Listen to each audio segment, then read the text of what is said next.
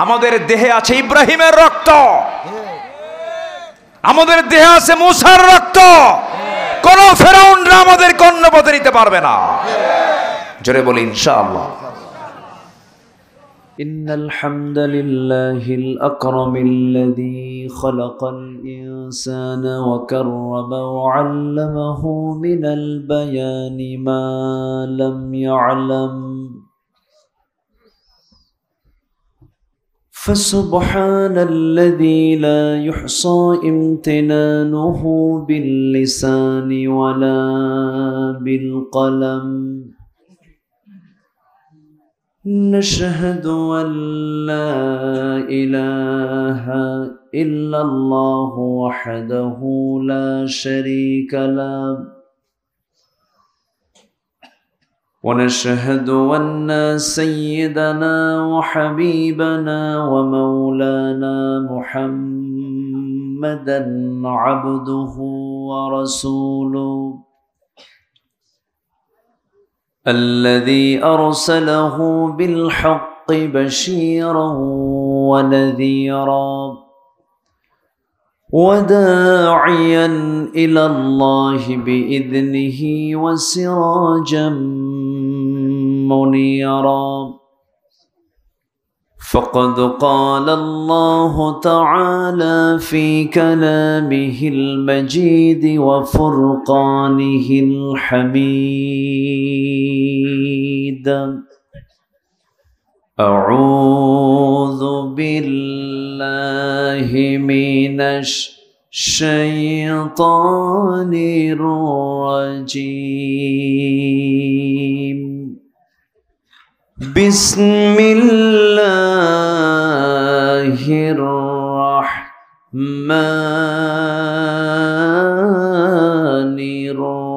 الرحيم.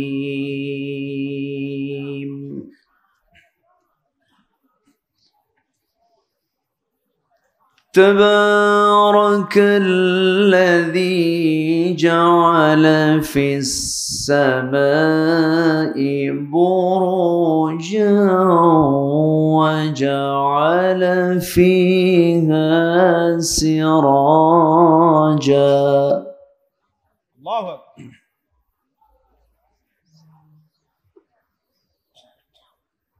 وجعل فيها سراجا وقمرا منيرا.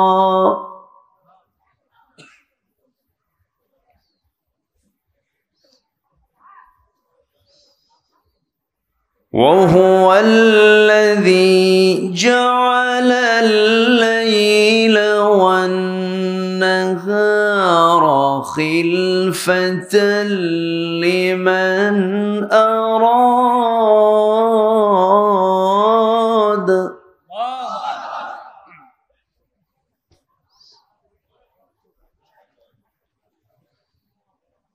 خلفة لمن أراد أن يذكر أو أراد شكورا.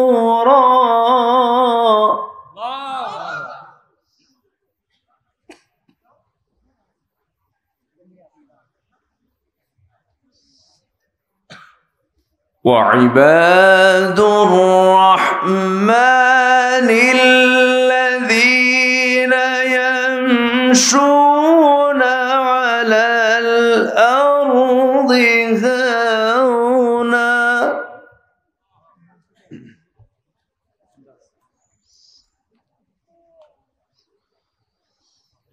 وإذا خاطبهم الجاهلون قالوا سلاما.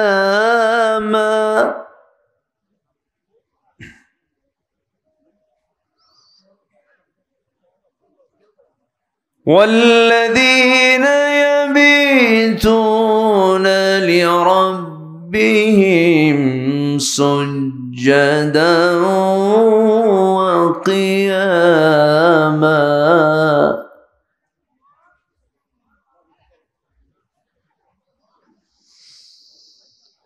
الله أكبر بسم الله الرحمن الرحيم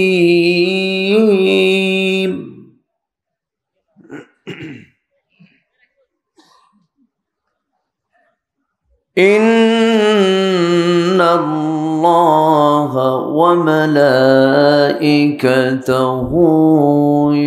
يصلون على النبي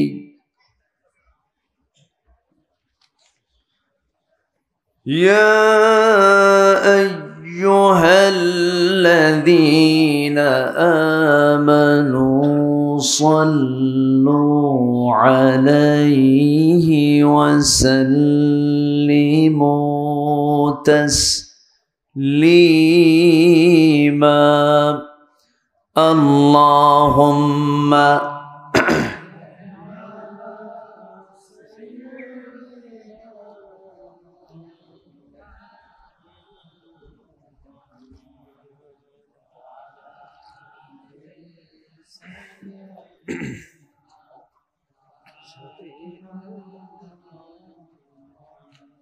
একটু মহব্বত দিয়ে নবীর প্রেমে মাতোয়ারা হয়ে আওয়াজ দিয়ে কণ্ঠ উজাড় করে সবাই বলুন আল্লাহুম্মা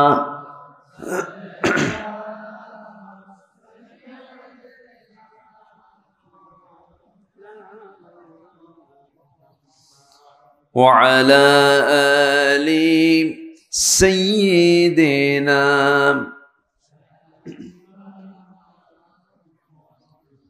সবাই বলুন বালাগাল উলা বিকামালিহি কাশাফাত তুজা বিজামালিহি حسنت جميع خصاله صلوا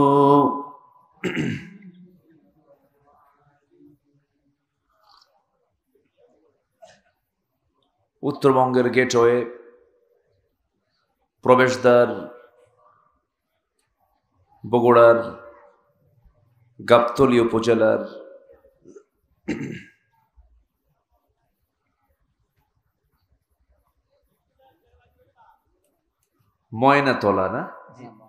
ময়নাতলা যুব সংঘ মাহফিল ইন্তেজামিয়া কমিটি কর্তৃক আয়োজিত পাড় কাকড়া সরকারি প্রাথমিক বিদ্যালয় মাঠে অনুষ্ঠিত তাফসীরুল কোরআন মাহফিল 2024 মহৎ আয়োজনের সম্মানিত সুযোগ্য সভাপতি ইসলাম দরদি ব্যক্তিত্ব জনাব দৌলতুজ্জামান সরকার, আজকের প্রোগ্রামের বরেণ্য প্রধান অতিথি উপজেলা চেয়ারম্যান মহোদয়, আজকের মাহফিলের বরেণ্য মেহমান, আমার পূর্বে যিনি কথা বলেছেন আমার স্নেহধন্য নন্দিত আলেমে দ্বীন, যার মাঝে অনেক সৃজনশীলতা বিদ্যমান, বিশিষ্ট ইসলামী চিন্তাবিদ, গবেষক মাওলানা আব্দুল বারী রশিদি হাফিজাহুল্লাহ, উপস্থিত হযরত উলামায়ে কেরাম, ফদলা ইজাম, সুশীল সমাজ, জাতির শ্রেষ্ঠ সন্তান, শিক্ষক মণ্ডলী, জাতির বিবেক, সাংবাদিক বৃন্দ, সামনে উপস্থিত আজকের মাহফিলের প্রধান আকর্ষণ, যাদেরকে নিয়ে আজকের এই সাজানো গোছানো বর্ণাঢ্য আয়োজন, সামনে উপস্থিত দূরে কাছের বিভিন্ন স্থান থেকে ছুটে আসা কালেমার ঝান্ডাবাহী, তাওহীদের পতাকাবাহী, দ্বীন ইসলামের নরসারদুল বীর মুজাহিদ, প্রাণ প্রিয় সম্মানিত দ্বীনী ভাইরা, আড়ালে বসে আছেন শ্রদ্ধেয়া সম্মানিতা মা বোনেরা, আলোচনার সূচনায় আনুষ্ঠানিকতার মধ্য দিয়ে আমার পক্ষ থেকে আবারও দিল খোলা সালাম, আসসালামু আলাইকুম ওয়া রাহমাতুল্লাহি ওয়া বারাকাতুহু।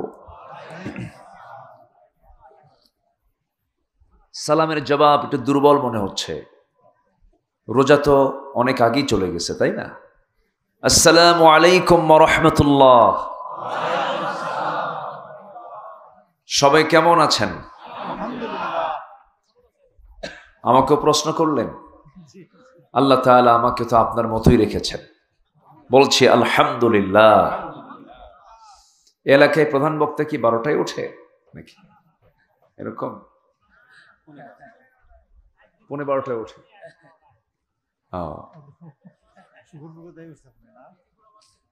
জি, আমাদের কপালে এরকমই আসে ম্যাক্সিমাম,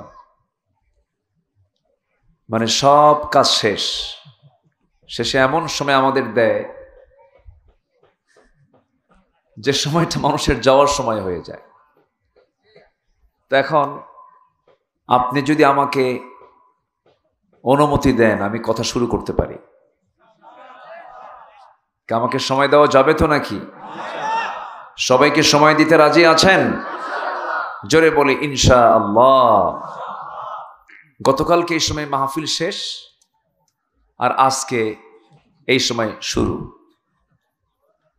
দেখা যাক, আপনি যদি আমাকে সময় দিতে চান, আমি দিতে প্রস্তুত আছি। দেখা যাক, জোরে বলি ইনশাআল্লাহ। কিন্তু আমার আগের যিনি মেহমান ছিলেন, যিনি কথা বলেছেন, তার ওয়াজের পরে কি আমি ওয়াজ করতে পারবো তো? খুব সুন্দর তার বাচনভঙ্গি, তার প্রেজেন্টেশন, উপস্থাপনা অনেক সুন্দর। সামনে আর বেশি না বলি, রসুল মানা করে দিয়েছেন বেশি বলতে।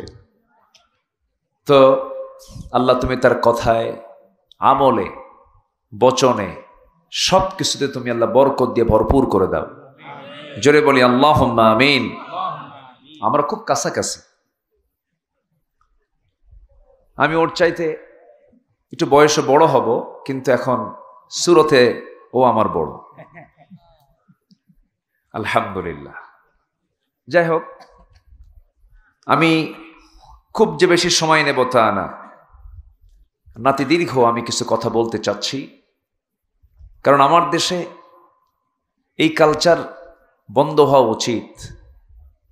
আমার দেশে ওয়াজ বেশি হয় না আমল বেশি হয়? কি বেশি হয় বলেন তো? কিন্তু মূলত বেশি হওয়া দরকার কি? আমলটা। আমলের ঝুড়ি যদি ফাঁকা থাকে, শুনে লাভটা কি বলেন? লিমা তাকুলুনা মা লা তাফআলুন। যা তুমি করো না তা বলতে যাও কেন? আল্লাহ এটা পছন্দ করেন না। এজন্য বলবো যতটুকু, শুনবো যতটুকু, তার চাইতে আমল হবে কম না বেশি? কম না বেশি? বেশি। আমার নবীজি খুব বেশি লম্বা সময় কথা বলতেন না। তিনি মাঝে মাঝে অনেক সময়, লম্বা সময় চুপ থাকতেন। আবার জামিউল কালাম যাকে বলা হয়, আমার নবীজি শর্ট কথা বলতেন, কিন্তু সামান্য কথায় অনেক কথার রহস্য লুকানো থাকত। জোরে বলি সুবহানাল্লাহ। এজন্য আমরা আমলের নিয়তে যদি কোনো কথা শুনি, তখন অল্প সময় যথেষ্ট হয়ে যায়। আর যদি এরকম মনে করি, হুজুর আসলো, ঘন্টা চারেক ওয়াজ না শুনলে কি হয়, এরকম আছে না কিছু আছে? এটা উচিত না। আমরা শুনবো কিসের নিয়তে বলেন তো? আমলের নিয়তে। তাহলে কাজে দেবে। আল্লাহ কবুল করুন। জোরে বলি আমিন। সম্মানিত ভাইয়েরা, আমি ভূমিকায় যাচ্ছি না, সোজা আমি আলোচনার দিকে চলে যাচ্ছি। আমি সূরাতুল ফুরকান থেকে শেষ রুকু থেকে আমি কয়েকটা আয়াতে কারিমা তেলাওয়াত করেছি। আমার অভ্যাস অনুযায়ী, আমার এই প্রায় 24-25 বছরের এই মাহফিল অঙ্গনে, মাহফিলের এই মাঠে, আমি এমন কোনো মাহফিল নেই যে মাহফিল আমি কোরআন তেলাওয়াত দিয়ে শুরু করিনি। জাস্ট একটা তেলাওয়াত দিয়ে শুরু করি এবং সে আয়াতকে সামনে রেখে ভাঙ্গা চোরা কিছু কথা আমি বলার চেষ্টা করি। সেই গতানুগতিকভাবে আমি সূরা ফুরকানের শেষ রুকু থেকে কয়েকটা আয়াত আমি তেলাওয়াত করেছি। আল্লাহ রাব্বুল আলামিন এখানে তার নিজের পরিচয় আগে দিয়েছেন, তার বিশালত্বের কথা তিনি বলেছেন এবং তার বান্দাদের কিছু গুণ, বৈশিষ্ট্য, নেচার তুলে ধরেছেন। তো আল্লাহর বড়ত্বকে আমাদের জানা দরকার, আর আমরা যে আল্লাহর অনুগত বান্দা এটার সিমটম অনুযায়ী আল্লাহর বলে দেওয়া কিছু সেই গুণগুলো আমাদের জানার দরকার আছে না নাই? আসতে বলবেন না, আছে না নাই? আচ্ছা, সূরাটার নাম হলো সূরাতুল ফুরকান। বলেন সূরাতুল ফুরকান। আমি যে প্রশ্ন করছি বিরক্ত হচ্ছেন না তো? একটু উত্তর দিতে হবে। ফুরকান আল্লাহ তাআলা এই সূরার নামকরণ করেছেন প্রথম আয়াত থেকে। প্রথম আয়াতের একটি শব্দকে নিয়ে আল্লাহ তাআলা এই সূরার নামকরণ করেছেন। আল্লাহ রাব্বুল আলামিন বলেন, তাবারাকাল্লাযী নাযালাল ফুরকানা আলা আবদিহি লিয়াকুনা লিল আলামিনা নাযীরা। অতীব বরকতময় সেই মহান প্রভু যিনি ফুরকান নামক কিতাব নাজিল করেছেন, যেন তিনি তার বান্দাকে, গোটা পৃথিবীর সমস্ত মানুষগুলোকে যেন তিনি মানুষের দিকে ডাকতে পারেন, বৃত্তি প্রদর্শন করতে পারেন, সতর্ক করতে পারেন। আমার বন্ধুগণ, তাহলে আমরা এই কিতাবের আরেকটা নাম জেনে গেলাম। আমরা সবাই জানি কিতাবের নাম হলো কোরআন। আবার এই কিতাবের নাম অনেকগুলো আছে, যেরকম হুদা এই কিতাবের নাম, জিকির এই কিতাবের নাম, শিফা এই কিতাবের নাম। ঠিক তেমনি এই সূরার যে নামকরণটা করা হয়েছে ফুরকান, ফুরকান বলতে কিন্তু এই কিতাব কি বোঝানো হয়েছে?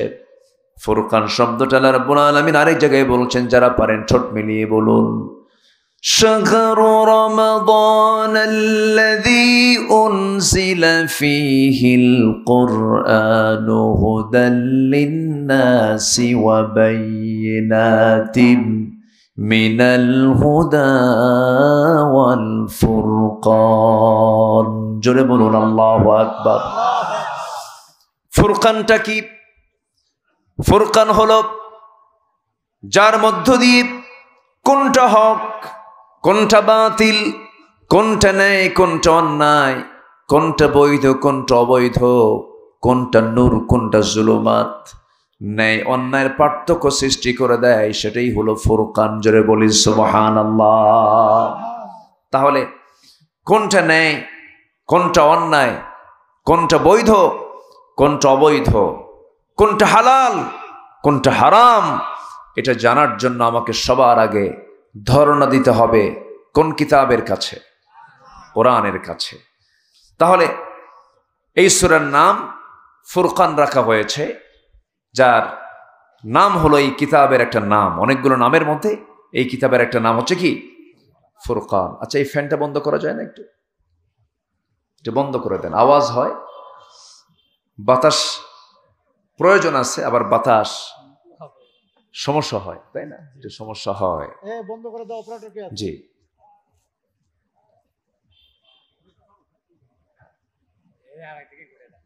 একটু ফ্যানের আওয়াজ যেন না থাকে। আপনার ওখানেও আওয়াজ হচ্ছে, ওই আওয়াজটাও আপনি কমায় দিবেন না?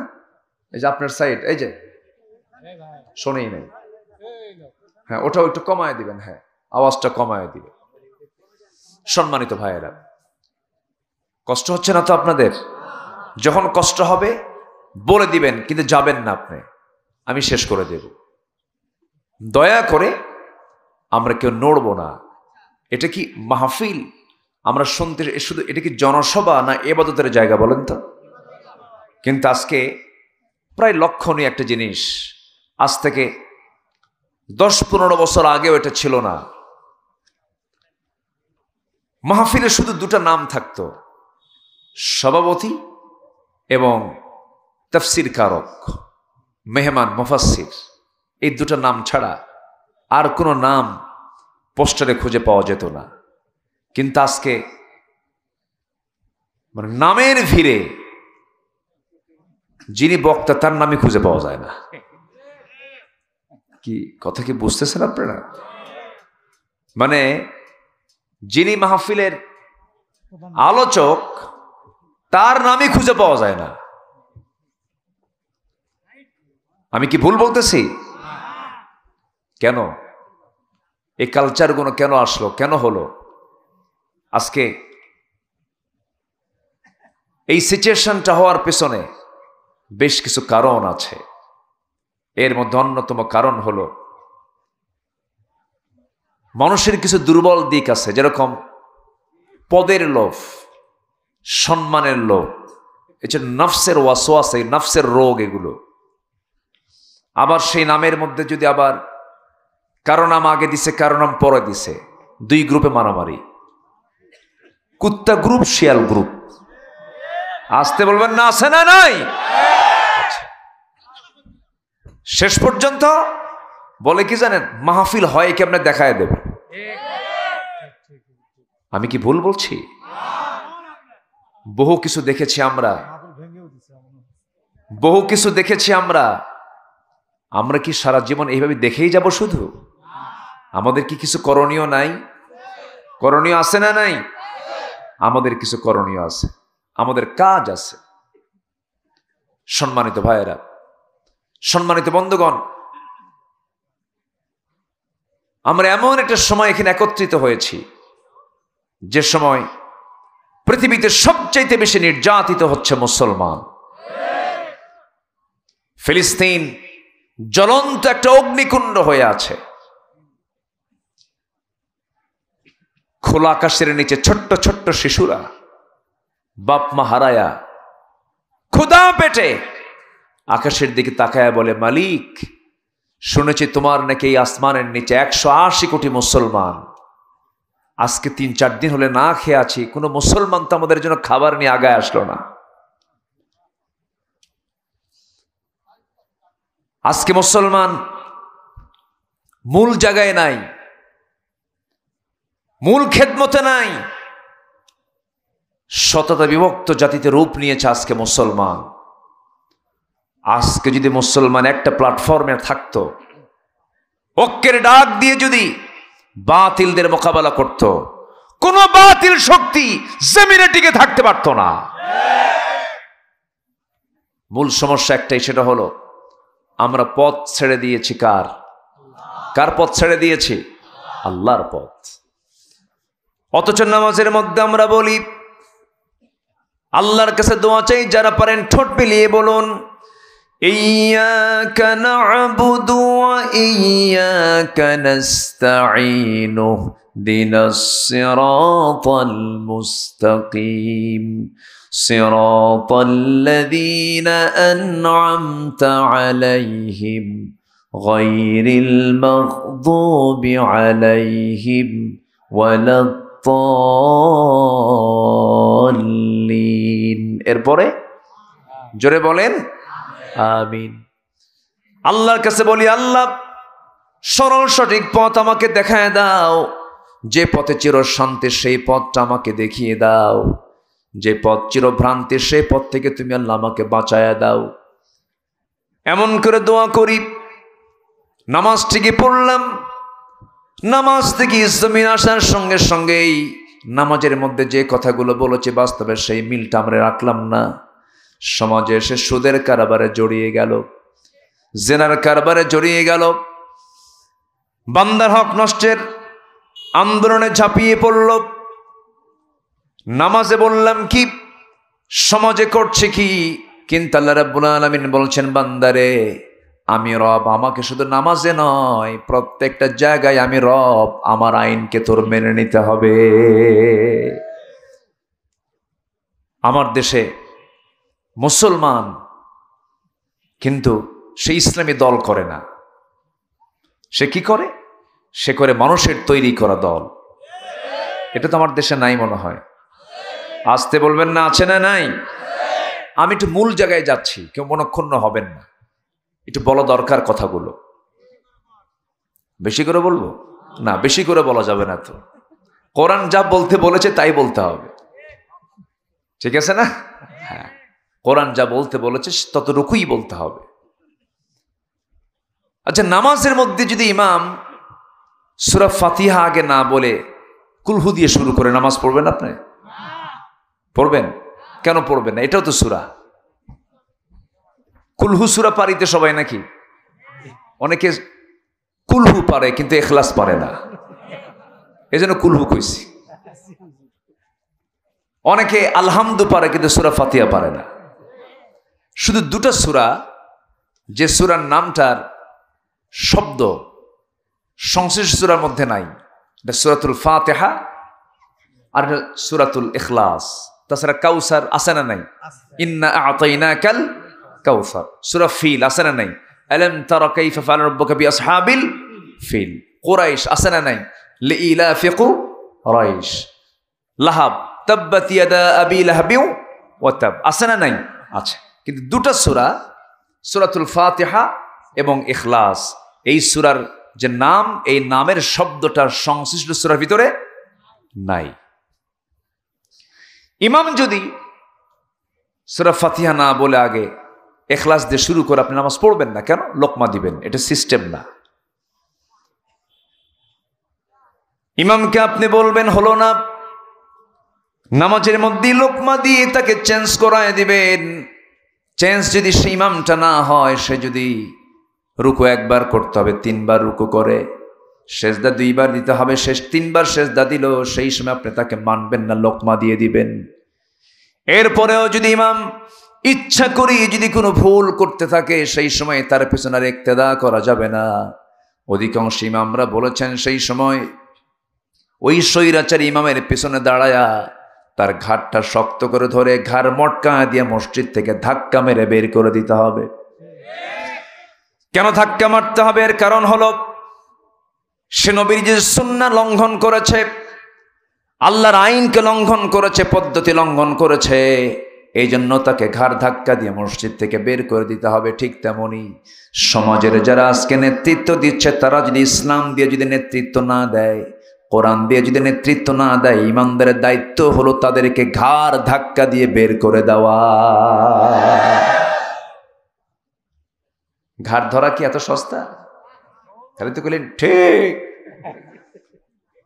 মারলেন তো ভালোই। এটার জন্য একটা সম্মিলিত শক্তির দরকার, আছে না নাই? আসতে বলবেন না, আছে না নাই? এটাকে একা একা করা যায়?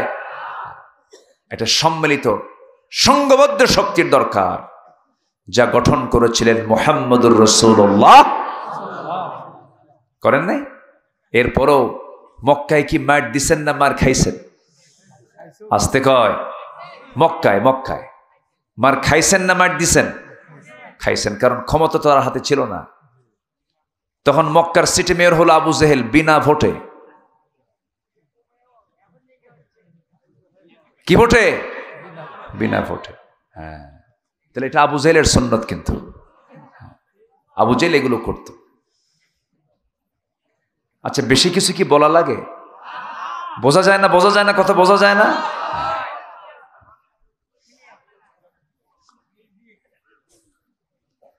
আমার নবীজি তার পাওয়ার হাতে নাই, জনবল তেমন নাই। জাবেলে নূর থেকে নামলেন, গারে হেরা থেকে নামলেন, এসেই বলছেন জাম্মিলুনি জাম্মিলুনি খাদিজা লাকাদ খাশিতু আলা নাফসি, আমি আমার জীবন নিয়ে শঙ্কিত, আমি মনে হয় বাঁচবো না। আমি আল্লাহর নবী, তোমার কি বিশ্বাস হয়? খাদিজা রাদিয়াল্লাহু আনহা বললেন, আপনি আমার স্বামী, 15 বছর ধরে দাম্পত্যময় জীবন চালালাম, একটা দিন যার মুখ থেকে অযাচিত কোনো মিথ্যা কথা শুনলাম না, আপনি আল্লাহর নবী হবেন এতে কোনো সন্দেহ নাই। সুবহানাল্লাহ বলবেন না? সবার কাছে সার্টিফিকেট পাওয়া গেলেও বইয়ের কাছে সার্টিফিকেট পাওয়া কিন্তু সস্তা না। সস্তা? আপনি যত বড় বুজুর্গ হন, বইয়ের কাছে বুজুর্গ হওয়া কঠিন। বউ জানে তুমি কত নাম্বার লুচ্চা, ঠিক আছে না? বউ জানে তুমি কত নাম্বার ভণ্ড, এটা বইয়ের জানা আছে। হুজুরগিরি সব জায়গায় খাটে না। ছিল যে তারা স্ত্রী পর্যন্ত কেঁদে সাক্ষী দিচ্ছেন আপনি আল্লাহর নবী হবেন। যেরকম সুবহানাল্লাহ। বউটা ইসলাম কবুল করলেন, সাথে আরো দুই একজন ইসলাম কবুল করে ফেললেন। সামান্য কয়েকজনকে নিয়ে দাওয়াতি কাজ শুরু করলেন। এর মাঝে দেখা গেল কাফের মুশরিকরা রাসূলকে টার্গেট করে ফেলেছে। নবীজির পক্ষে যারা এসেছে তাদেরকেও টার্গেট করে ফেলেছে।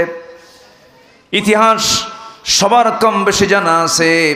গত রমজানে আমি উমরায় গিয়েছিলাম। যে বন্ধুর কথা আমি বলবো সেই বন্ধু আজকে দুনিয়াতে নাই, মারা গেছেন। মিজান নামে একজন ভাই আমার। মক্কায় গেলাম, তার নিজের গাড়ি নিয়ে আমাকে ঘুরালেন এবং বললেন, বন্ধু আমার বাসায় আপনি থাকবেন, আপনি যদি বলেন সাধারণ পানি ছাড়া, কি বলেন, জমজম পানি ছাড়া কোনো পানি আমি খাবো না। তিনি যে কয়দিন আমি তার বাসায় ছিলাম টোটাল টাইমটা সে আমাকে জমজম পানির সেবা দিয়েছে। খুবই মেহমানদারি করেছেন তিনি। আজকে দুনিয়া থেকে বিদায় নিয়েছেন। হঠাৎ করে আজকে সন্ধ্যার দিকে তার কথা মনে হয়ে গেল। ওই বেচারি আমাকে গোটা মক্কা নগরী ঘোরাফেরা দেখাচ্ছেন গাড়িতে করে। যাওয়ার সময় হঠাৎ করে এক জায়গায় ব্রেক দিয়ে বলছে, বন্ধু এই যে ফাঁকা স্থানটা দেখতে পাচ্ছেন, এই ফাঁকা স্থানের চতুর্পাশে বিল্ডিং, কিন্তু মাঝখানটা যে ফাঁকা দেখতে পাচ্ছেন বাত্তা কোরাইশ, এই জায়গায় ফাঁকা রাখার কারণ হলো এই জায়গাতে প্রত্যেক দিন বেলালকে তার মনিব উমাইয়া নিয়ে এসে হাত পা বেঁধে পিঠের ওপরে বুকের ওপরে পাথর চাপা দিয়া জন্মের মতো তাকে নির্যাতন করতো, নিপীড়ন করতো। এই জায়গা তার বড় সাক্ষী হয়ে আছে। চোখে পানি চলে এলো। আহারে, এই জমিনে সাইয়েদনা বেলালকে ধরে মারতে মারতে রক্তাক্ত করেছে। সাইয়েদনা বেলালের মাথা থেকে পা পর্যন্ত এমন কোনো জায়গা নাই যে জায়গায় জখমের চিহ্ন ছিল না। শুধু একটা অপরাধ, বেলাল মুখ থেকে ঘোষণা করেছিলেন, লা ইলাহা ইল্লাল্লাহু মুহাম্মাদুর রাসূলুল্লাহ সাল্লাল্লাহু আলাইহি ওয়াসাল্লাম। কিন্তু সেই বেলালকে মেরে রক্তাক্ত করে ফেলা হলো। ইসলাম থেকে এক চুল পরিমাণ নড়লেন না। খাব্বাবকে ধরে জ্বলন্ত অঙ্গারে পিঠটাকে চাপায় দেওয়া হলো। পিঠের ভিতরে চর্বিগুলো গলে গলে সেই অঙ্গারগুলো ঢুকে গেল।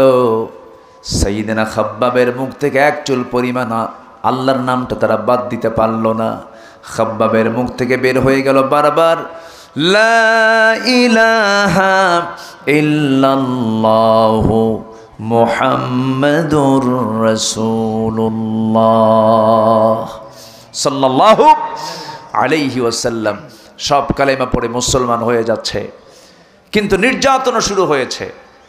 সকল নির্যাতনকে আমার রাসূল নিজের চোখে দেখলেন, নিজে অত্যাচারিত হলেন।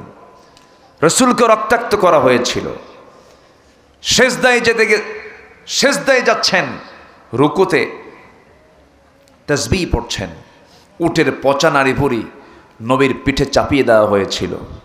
মুখ থুবড়ে নবীজি জমিনে পড়ে গেছেন।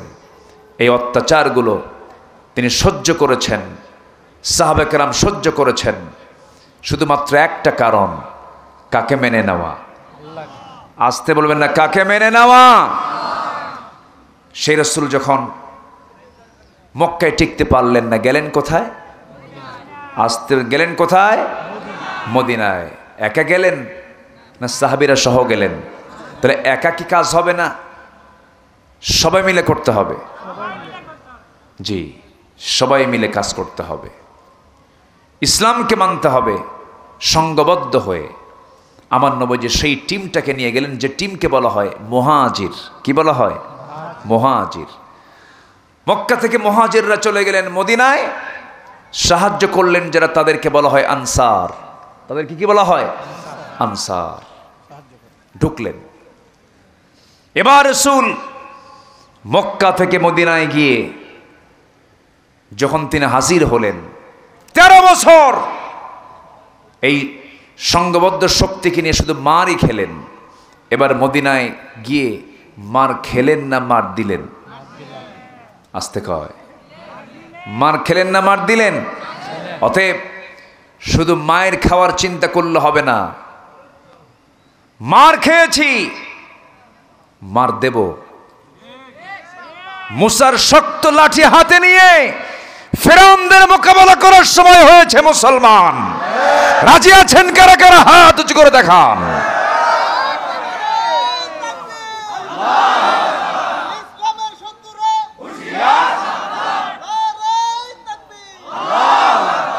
আল্লাহ তুমি সবার হাতকে কবুল করো, জোরে বলি আমিন। ফেরাউনরা টিকতে পারে নাই, পারবে না? পারবে? আজ থেকে পারবে? নমরুদরা টিকতে পারে নাই, ওরা টিকতে পারবে না। সাময়িক কিছু তারা হয়তো রেজাল্ট পেতে পারে, কিন্তু মূল বিজয় হবে বাতিলের না হকের?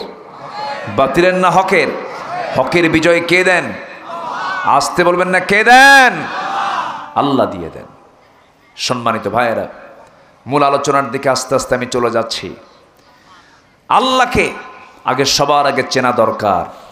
সকল পয়গম্বর আগে চিনে নিয়েছেন কাকে? মুসা চিনেছেন কাকে? মুসা আলাইহিস সালাম এমন একজন নবী ছিলেন যিনি আল্লাহর সঙ্গে ডাইরেক্ট তার কথা হতো, বাক্যালাপ হতো। আল্লাহর সঙ্গে তিনি সরাসরি কথা বলতেন। একদিন বলে ফেলেন, আল্লাহ তোমার সঙ্গে তো অডিও কলে কথা বলি, একটু ভিডিও কল মারবো। কি কল মারবো? Video call. আল্লাহ কয়, মুসা সেই তো অপশনই নাই, তোমার ভিডিও কল দেওয়ার মতো তোমার সে সুযোগই নাই, তুমি দিতে পারবা না। তো এই কথা বলার সঙ্গে সঙ্গে মুসা আবার বলে ফেলছেন, না আল্লাহ আমি তোমাকে খুব ভালোবাসি, তোমাকে খুব মহব্বত করি, তোমাকে দেখবই। আল্লাহ বলেন, লেন তারানি, আমাকে দেখতে পাবে না। কেন দেখবই? শেষ পর্যন্ত তুর পাহাড়ে আল্লাহ তাআলা বলেন, তুমি আসো। মুস্কি হাসি মেরে বলেন, আল্লাহ তোমার কারবার দেখে তো আমার একটু হাসি আসছে। কেন, কি হয়েছে? কি এত দূরের পাহাড়ের নাম নিলা? ভাবছো আমি যাব না? আমি মুসা ছেঁচড়াও কম না, আমি ওই জায়গায় যাব। জোরে কোন সুবহানাল্লাহ, জোরে বলি সুবহানাল্লাহ। যার আল্লাহ আছে তার সব আছে, যার আল্লাহ নাই তার কিচ্ছু নাই। যে মুসলমান আল্লাহর আইনকে বাদ দিয়ে অন্য কোন আইনকে যে মহব্বত করে, সে আল্লাহর প্রতি এখনো ঈমান আনতে পারে নাই। তার নাম আব্দুর রহমান হতে পারে, আব্দুর রহিম হতে পারে, কিন্তু সে প্রকৃত আল্লাহর বান্দা হতে পারে নাই। একটু কান লাগান, একটু মিলায়ে দেব আমি আয়াতগুলো। আল্লাহকে আগে চেনা দরকার। সবার আগে নবীর আল্লাহকে চিনেছেন, আদম আল্লাহকে চিনেছেন, নূহ আল্লাহকে চিনেছেন, ইব্রাহিম আল্লাহকে চিনেছেন, ইসমাঈল আলাইহিস সালাতু ওয়াস সালাম আল্লাহকে চিনেছেন। পয়গম্বর আল্লাহকে বেশি চিনেছেন বলে তাদের দামটা কম না বেশি? বেশি। আমরা আল্লাহকে চেনার চেষ্টা করব। আল্লাহ নিজের পরিচয় নিজে দিচ্ছেন। সূরাতুল ফুরকান আল্লাহ রাব্বুল আলামিন শেষ রুকুতে তার পরিচয় দিতে নিয়ে বলছেন, তাবারাকাল্লাযী জাআলা ফিস সামাই বুরুজাও ওয়া জাআলা ফিহা সিরাজাও ওয়া কমারাম মুনীরা। অতীব বরকতময় সেই মহান প্রভু যিনি আকাশে রেখেছেন গ্রহরাজি, অনেক গ্রহরাজি রেখে দিয়েছেন এবং সেখানে রেখেছেন হলো প্রদীপ্ত সূর্য। এই সূর্যটা বানাইছেন কে? সূর্য যদিও দেখতে দেখা যায় প্লেটের মতো, আদৌ কি প্লেটের মতো ছোট না দুনিয়া থেকে বড়? দুনিয়া থেকে বড়। শুধু কি বড় না, অনেক বড়, অনেক বড়। এই 210টা দেশের 210টা দেশ নেই গোটা পৃথিবী। জলজ ভাগ আছে, স্থল ভাগ আছে, এরপরে বড় বড় জঙ্গল আছে, বন আছে। এই গোটা দুনিয়ার সব কিছুর তুলনায় এই সূর্যটা শুধু 1 গুণ 2 গুণ বড় নয়। 13 লক্ষ দুনিয়াকে এক জায়গায় করলে যে বড় হবে, সেই 13 লক্ষ দুনিয়ার সমান হলো এই আকাশের সূর্য। এত আস্তে সুবহানাল্লাহ, আরো জোরে বলেন, আরো জোরে বলেন। সূর্যের তাপ আছে না নাই? আজকের দিনটা কেমন ছিল ভাই? গরম ছিল? সূর্যের কি তাপটা মনে হয়? বেশি ছিল না, মাত্র 42 ডিগ্রি ছিল। হ্যাঁ, বেশি না তো, 42 ডিগ্রি সেলসিয়াস। চরম গরম চলছে এখন। স্কুল বন্ধ, স্কুল বন্ধ না? বন্ধ করে দিয়েছে। সম্মানিত ভাইয়েরা, যে দেশে তাপ সে দেশে এখন বৃষ্টি। দুবাই, গত রমজান আমি দুবাই ছিলাম, 55-56 ডিগ্রি সেলসিয়াস তাপমাত্রা। সেই দেশে এমন বৃষ্টি হয়েছে, পানি নিষ্কাশনের ব্যবস্থা নাই, এত বৃষ্টি। এয়ারপোর্টে, মানে এয়ারপোর্ট বৃষ্টির পানি দিয়ে ভরে গেছে। রানওয়ে খুঁজে পাচ্ছে না, রানওয়ে খুঁজে পাচ্ছে না। এদিকে রহমত না গজব? আস্তে, রহমত না গজব? বুঝে নেন গজব কেন আসছে। সেই দিনে কি যেন উদ্বোধন করছে সেখানে, তাই না? আচ্ছা, করুক। সম্মানিত ভাইয়েরা, আরো বুঝবে, গতকাল ভূমিকম্প হয়েছে আমার দেশে, জানেন না? মৃদু হচ্ছেই, হরদম। এখন ভূমিকম্প কিছুই না এখন।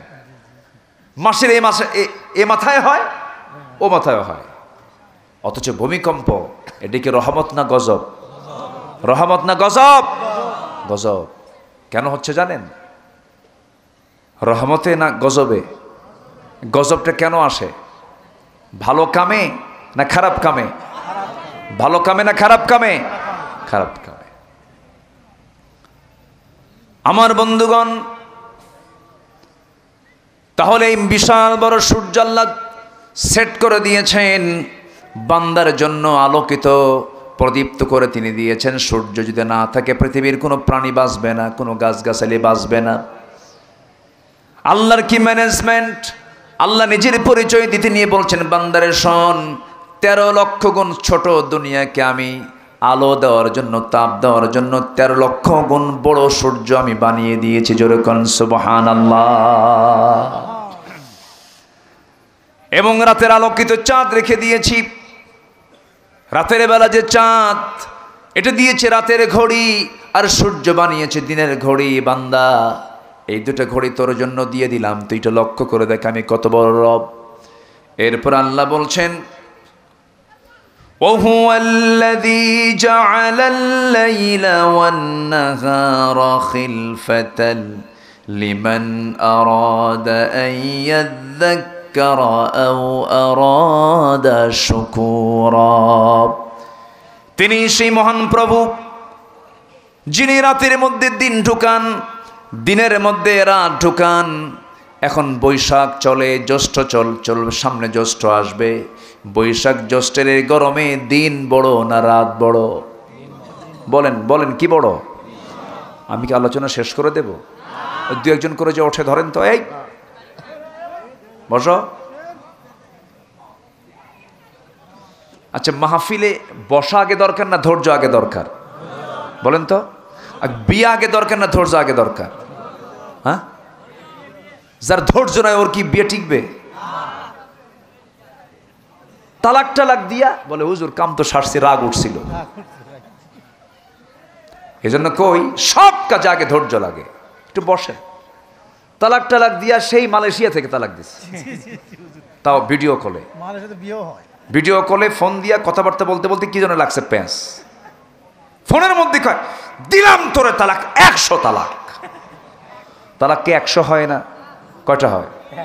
3টা হয়। আত-তালাকু মাররাতান। তো তালাক টালাক দিয়ে বলে, হুজুর কাম তো সারছি, আমি কি করছো? তালাক দিছে। রাগ উঠছিল। হুজুর ফেরানোর কি কোনো উপায় আছে এখন? রাগের মাথায় তালাক দিলে কি তালাক হয়? তখন আচ্ছা, রাগের মাথায় তালাক দিলে যদি তালাক না হয়, আচ্ছা কেউ কি মহব্বত করে তালাক দেয়? বউ এদিকে আসো তো, বউ রাগ করো না, তোমার না তালাক দিলাম, এরকম করে তালাক দেয় কন্ত। অসংখ্য পরিবার জেনার সম্পর্ক কায়েম হয়ে গেছে, আছে না নয়? আছে। কেন? এই জন্য বিয়ে আগে দরকার না ধৈর্য আগে দরকার? নামাজ আগে দরকার না ধৈর্য আগে দরকার? নামাজ পড়তেছেন আপনি, ধৈর্য নাই, 5G গতি সম্পূর্ণ নামাজ, 2 রাকাত নামাজ 30 সেকেন্ডে শেষ, ফেরেশতা কয় কিছুই বুঝি নাই। তাহলে এখন বলেন তো ধৈর্য আগে দরকার কিনা? বলেন ধৈর্য আগে দরকার কিনা? মাহফিলে বসেছি, ধৈর্যটা আগে নিয়ে আসি, একটু বসেন না। কত দিক, কত সময়, কত দিকে চলে যায়। আপনি কি জানেন এই সময়ের, এই জায়গার কত মূল্য একদিন হবে, আমরা সেদিন পাবো। জোরে বলি ইনশাআল্লাহ, জোরে বলি ইনশাআল্লাহ। মাহফিল হতে দেয় না, যাত্রা হতে দেয়, ঠিক কিনা? গান বাজনা হয়, এমনকি পার্লামেন্টও হয়, গান বাজনা হয় না? 15টা বছর ধরে কত গান গাইছে এক শিল্পী, এবার আর চান্স পায় নাই অবশ্য। কি গান গাইলো, ওরে বাপরে বাপ। যে বন্ধু ইউসুফ হইয়া আমি জোলেখারে থুইয়া, দেখেন আল্লাহ নবীরে কি রকম একটা, কত বড় একটা বেয়াদবির শব্দ আল্লাহ নবীর শানে বলেছে। যে বন্ধু ইউসুফ হইয়া আমি জোলেখারে থুইয়া, কেমন করে ছুটটা যায়, ফাইটটা যায়। ইউসুফ কোথায়? আল্লাহর পয়গম্বর, তিনি সম্পর্ক গড়েছেন নারীর সাথে না আল্লাহর সাথে? কার সাথে গড়েছেন? একজন নবীর বিরুদ্ধে এরকম ব্লেম দেওয়া, এটা মিথ্যা একটা বাবা চাপিয়ে দেওয়া, এটা। আল্লাহর নবী ইউসুফ জুলাইখার সঙ্গে প্রেম করেন নাই, তিনি মহব্বত করেছেন কার সাথে? আল্লাহর সাথে। আমার দেশে বিয়ের আগে এগুলো আছে না নাই? বিয়ের আগে কি করে? প্রেম। বিয়ের আগে প্রেম হয়? আচ্ছা, বিয়ের আগে প্রেম হয় না বিয়ের পরে প্রেম হয়? তাহলে বিয়ের আগে কি হয়? কোন বিয়ের আগে কি প্রেম বলা যাবে? বিয়ের আগে কি প্রেম হয় না জেনা হয়? জেনা হয়। আজকে কলেজের ক্যাম্পাসে, ভার্সিটির ক্যাম্পাসে, স্কুলের সামনে, পার্কের বারান্দায়, পার্কের ভিতরে প্রেম নয়, জেনা জেনা জেনা হচ্ছে। কেউ কোনো কথা বলে না, শুধু চেয়ে থেকে দেখে, বলে যে এটাই প্রগতি। এটা কি প্রগতি? এটা নাকি প্রগতি? আজকে মানুষ এত নোংরা হয়েছে, কুকুরে এত বেহায়া না, মানুষ যত আজকে বেহায়া, ঠিক কিনা? সম্মানিত ভাইয়েরা, সম্মানিত বন্ধুগণ, সকল প্রকার হারামকে আমরা বর্জন করব। জোরে বলি ইনশাআল্লাহ। আমরা সম্পর্ক করব কার সাথে? আসতে বলবেন না, কার সাথে? যিনি সূর্যের মালিক, যিনি চাঁদের মালিক। আমার মালিক কি ছোটখাটো মালিক? হ্যাঁ, আমার মালিক কি দুর্বল? এক সাহাবী ইসলাম কবুল করছে, নবীর সামনে বসে আছে, হুজুর ইসলাম তো কবুল করছে, আমি আমার একটা ওয়াজ মনে হয়েছে, আপনি একটু ওয়াজ শুনবেন আমার? ওই সাহাবী কয়, রাসূল বলেন তুমি কি ওয়াজ করবা বলো তো? হুজুর আমি একটু শোনেন, কাছে বলো। হুজুর ইসলাম গ্রহণের পূর্বে আমার এক দেবতা ছিল, খুব মহব্বত করতাম, সম্মান করতাম, ভাগ্যের প্রতীক মনে করতাম, যেখানেই যেতাম বুকে মাথায় পিঠে রেখে আমি চলতাম, সম্মান দিতাম। হঠাৎ করে এক সফরে একদিন গেলাম, আমার পেশাবের চাপ আসলো, প্রকৃতির ডাকে সাড়া দেওয়ার জন্য আমি আমার এই দেবতা রাখবো কোথায়? একটা উঁচু জায়গায় রেখে আমি চলে গেলাম আড়ালে। শৌচকার্য করে এসেই দেখি আমার সেই দেবতার আপদমস্তক মাথা থেকে পা পর্যন্ত ভেজা। তো ভাবলাম এটা বুঝি রহমতের পানি। রহমতের পানি মনে করে বিসমিল মানে কি বলে, রহমতের পানি মনে করে আমি একটা চাটন মারলাম। চাটন মারার সাথে সাথে এইদিকে আমতা আমতা গন্ধ। আমার রাসূল মুস্কি মুস্কি হাসি মারলেন। এরপর হুজুর সামনের দিকে তাকায় দেখি কুকুর লেজ গুটায় গুটায়া যায়। তো ভাবলাম তো কুত্তাই তো কাম সারছে এটা। হুজুর আমার এমন রাগ বেড়ে গেল, চূড়ান্ত রাগ উঠে গেল। সমস্ত শক্তি প্রয়োগ করে সেই দেবতা হাতের মধ্যে এমন জোরে একটা আছাড় মারলাম, ভেঙ্গে চুরমার করে ফেললাম, আর বললাম, তুই তোর নিজের অস্তিত্ব টিকে রাখতে পারিস না, তুই আমার কেমন রব। কিন্তু আপনার কাছে সে এমন রবের সন্ধান পেয়েছে যে রব আমার সূর্যের রব, চন্দ্রের রব, আকাশের রব। যেরকম সুবহানাল্লাহ, সেই রবকে আমি পেয়েছি।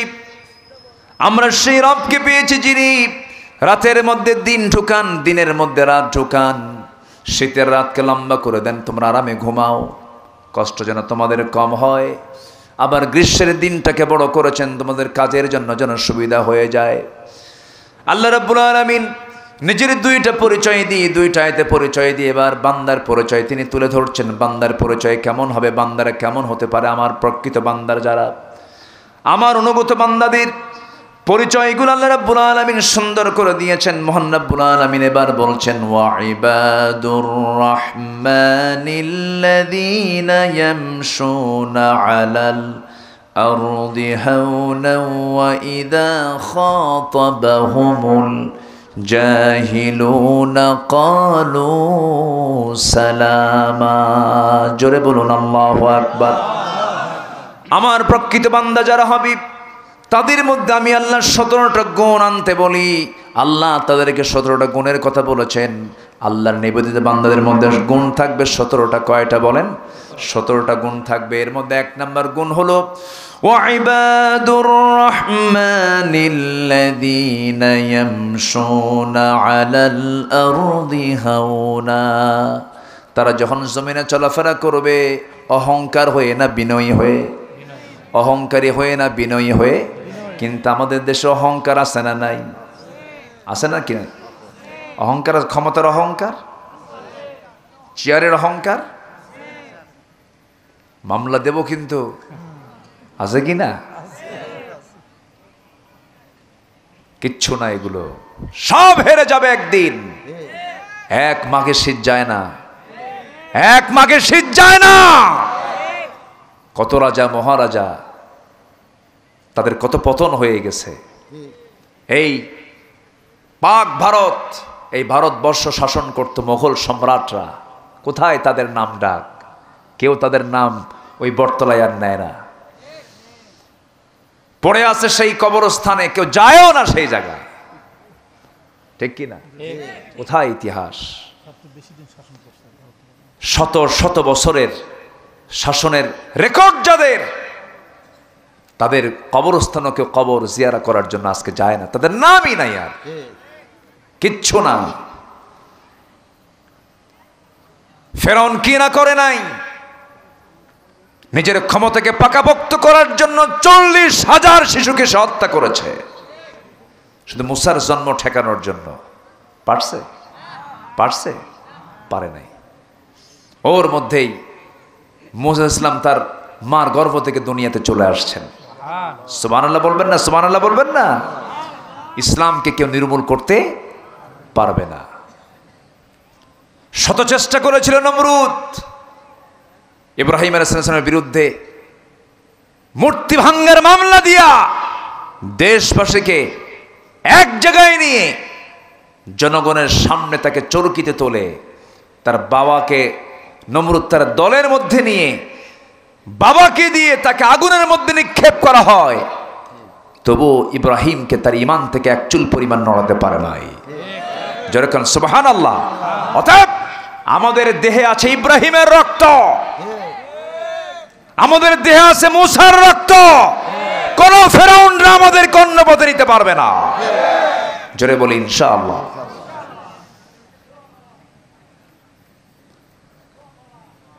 মুসা আলাইহিস সালাতু ওয়াস সালাম শেষ পর্যন্ত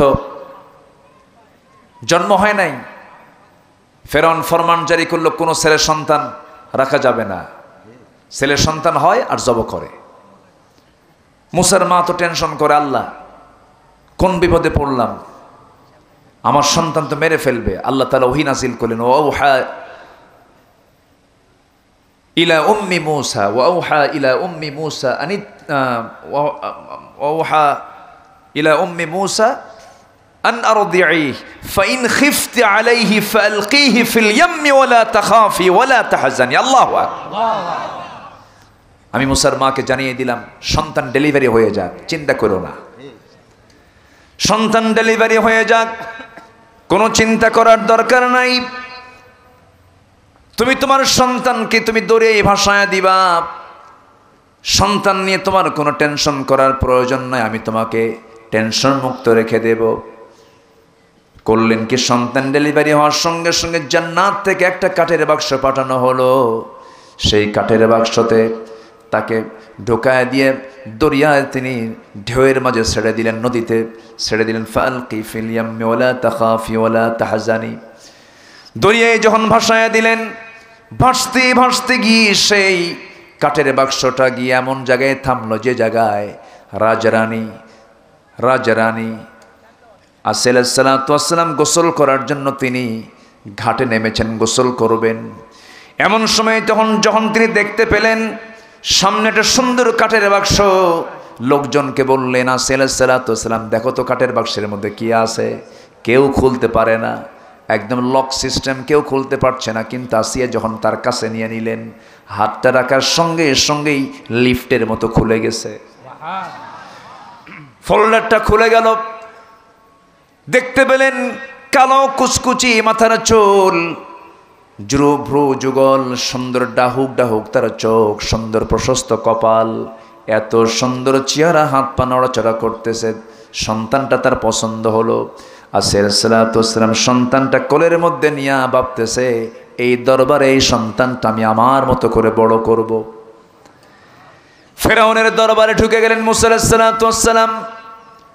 যে ফেরাউন মুসাকে মারার জন্য 40,000 শিশুকে হত্যা করেছিল, সেই মুসা এখন কার ঘরে বলেন? আসতে বলবেন না, কার ঘরে? এই ইতিহাস কায়েম করেছেন তিনি আমার কে? আসিয়ার কোলে সন্তান দেখে ফেরাউন বলছে, আসিয়া কোলে এটাকে কুররাতু আইনিল লি ওয়া লাক, আমার চক্ষু শীতলকারী, আপনার চক্ষু শীতলকারী সন্তান। দেখেন কি সুন্দর ফুটফুটে চেহারা, দরিয়াতে কুড়ে পেয়েছি। এই সন্তানকে আপনি যেটাই বলেন না কেন মারতে দেব না, সন্তানকে আমি ধীরে ধীরে তিলে তিলে বড় করব।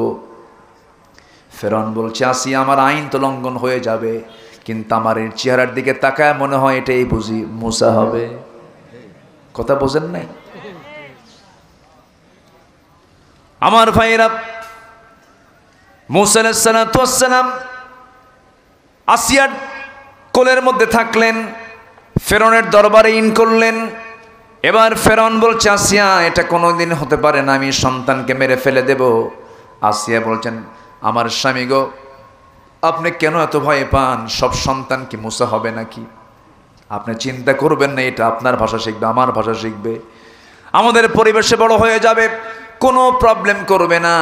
আমার বন্ধুগণ, নেতা যতই বড়ই হোক না কেন, বইয়ের কাছে কাইত আসতে কয়, ঠিক কিনা?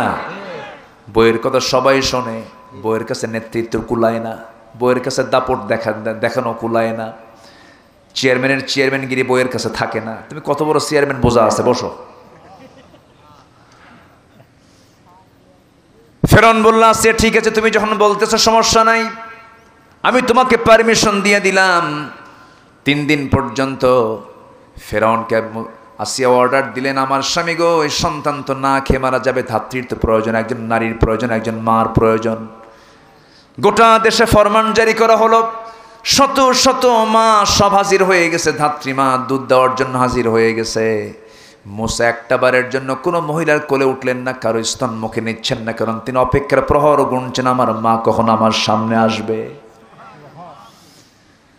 ইতিমধ্যে মুসা আলাইহিস সালামের ছোট খালাম্মা দরবারের মধ্যে ঢুকে গিয়ে বলতেছে, আসি আমার জানা মতে একটা খোঁজ আছে, একজন নারীর খুব আবেদা সালেহা, খুব ভালো একজন নারী আছে, মানে মুসার মাকে দাওয়াত দাও।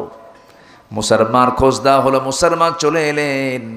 সন্তানটা কোলের মধ্যে নেওয়ার সঙ্গে সঙ্গে মার ঘ্রাণ তিনি চিনতে পারলেন, স্তনটাতে মুখ রাখলেন, দুধ খাওয়া শুরু করলেন। আসিয়ার মুখে হাসির ঝিলিক দেখা দিল। আসিয়া আলাইহিস সালাতু ওয়াস সালাম সঙ্গে সঙ্গে বলে ফেলতেছেন, ও মহিলা শোনো, শত শত মহিলাকে চেষ্টা করেছে দুধ খাওয়ানোর, কেউ দুধ খাওয়াতে পারে নাই। তোমাকে যখন পছন্দ করেছে, আমি কিন্তু তোমাকে অন্তত 2 বছর এই দরবার ছেড়ে যেতে দেব না। মুসার মা মনে মনে কয় আমি তো এটাই চাই রে, জোরে কোন আলহামদুলিল্লাহ, আমি তো এটাই চাই। এবার রাসূল সাল্লাল্লাহু আলাইহি ওয়াসাল্লাম বলছেন, শোনো মহিলা, তুমি যদি এই সন্তানকে 2 বছর